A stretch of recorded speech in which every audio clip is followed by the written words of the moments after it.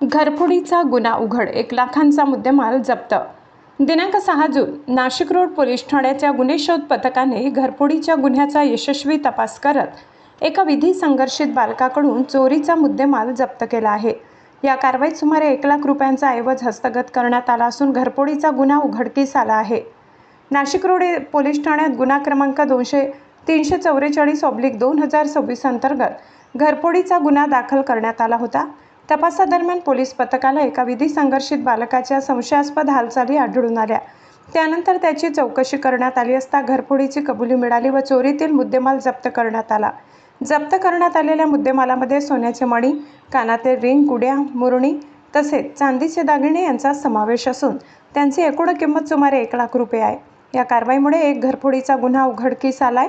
ही कारवाई Nashik road police ठाण्याचे वरिष्ठ पोलीस निरीक्षक यांच्या मार्गदर्शनाखाली गुन्हे शोध पथकाने यशस्वीरित्या पार पाडली. महाराष्ट्र माझा न्यूजसाठी जिल्हा प्रतिनिधी प्रवीण कासार, नाशिक.